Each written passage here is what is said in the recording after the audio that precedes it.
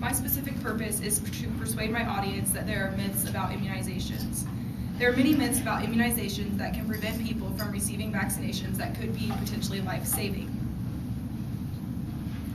I'm going to show a video about Jenny McCarthy speaking about her son that has autism. In 2005. Without a doubt in my mind, I believe vaccinations triggered Evan's autism. We do believe, because we were the witness with our child, our firsthand witness after we came home from the doctor's office and saw this regression of a child that was perfect and then slowly fading away.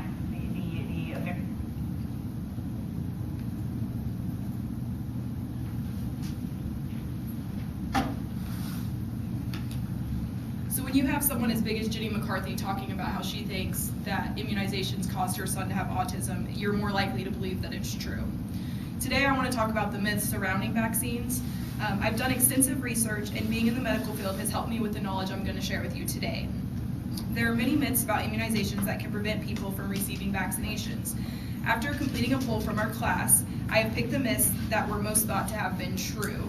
I will talk about myths surrounding autism, the infant's immune system, natural immunity versus vaccine-acquired immunity, hygiene, and how people cannot develop the disease after receiving the vaccination. Let's first talk about vaccines and the myth about how they can cause autism. This is the class poll that I did. Only 10 people participated out of our class. According to health guides, this widespread fear that vaccines increase the risk of autism originated by a British surgeon named Andrew Wakefield. His paper has since been discredited due to serious procedural errors, undisclosed financial conflicts, and ethical violations.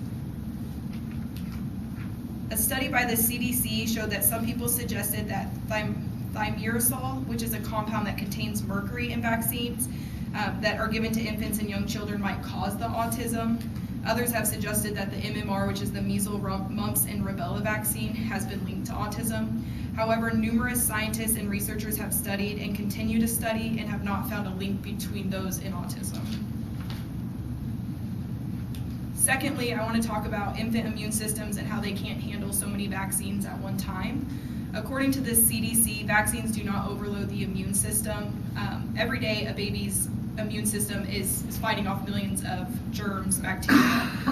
The antigens in vaccines come from the germs themselves, but the germs are weakened or killed so that they don't cause serious illness in that person. The CDC states that even if babies receive several vaccines in one day, vaccines only contain a tiny fraction of the antigen that they encounter in their environment. That vaccines will provide your child with antibodies that they need to fight off a serious illness if they were to get that illness.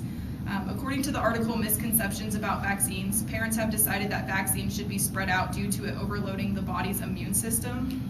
However, there's no scientific evidence to support this approach, and delaying vaccinations puts children at risk for contracting preventable diseases. This is the current recommended immunization schedule. So the yellow is when they should get each vaccine. The green is like their catch-up, so if they were to miss a day, they go onto the green. And then the purple is for like babies who have serious like high-risk groups, so someone that maybe is premature, they're going to hold off some of their vaccines till later on. Thirdly, we're going to talk about natural immunity being better than vaccine-acquired immunity. Babies do get temporary immunity from their mom during the last few weeks of pregnancy, but only the diseases to which the mom is immune, which was stated by the CDC. This just kind of shows that you have naturally acquired, which is like you get it from your mom or it's passed through the placenta. Then you have artificially acquired, which is like you produce antibodies yourself from getting the disease, and then the passive is you getting like the serum from a vaccination. These antibodies do not last long, leaving your baby vulnerable to disease. According to health guides, in some cases, natural immunity, meaning actually catching a disease and getting sick, results in a stronger immunity to the disease than a vaccine. However, the dangers from this outweigh the relative benefits. For example, if you wanted to gain immunity to measles by contacting the disease, you would face a 1 in 500 chance of death from your symptoms. This is a kid who has the measles. And usually once you develop the measles, if you don't have the vaccine, you're most likely going to pass away from it. In contrast, the number of people who get severe allergic reactions from the MMR vaccine is much less than if they were to actually get the vaccine. Fourthly, we'll talk about the myth of better hygiene and sanitation are actually what's responsible for decreased infections and not the vaccines themselves. Health Guide states that vaccines don't deserve all the credit for reducing or eliminating rates of infection disease. Better sanitation, nutrition, and development of antibiotics has contributed to this, but the role of vaccines cannot be denied of how much it's helped. One example is measles in the United States. When the first measles vaccine was introduced in 1963, rates of infection had been holding steady at around 400,000 cases per year. And while hygienic habits and sanitation didn't change much over the following decade, the rate of measles infections dropped precipitously following the introduction to the vaccine, with only around 25,000 cases by 1970. This is about a 94% drop from the height of cases of 400,000 cases in just 7 years. Finally, we'll talk about the myth that vaccinated people cannot develop the disease after being vaccinated. According to the article, Misconceptions About Vaccines, when there is an outbreak of a disease that's rare for a given area, such as measles in the United States, unvaccinated people aren't the only ones at risk.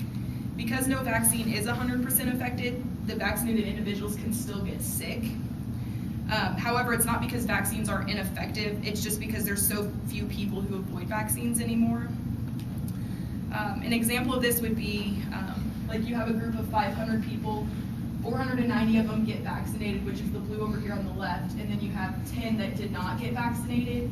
Out of those people, if we're assuming that 98% of every 100 people develop successful immunity based on this immunization, which is different with each one, 10 people that got the vaccines are going to become sick, and 10 people that didn't get the vaccines, all 10 of those are going to get sick. So if you look at it percentage-wise, only 2% that got the vaccine are getting sick, compared to the 100 who didn't get vaccine are going to get infected with it.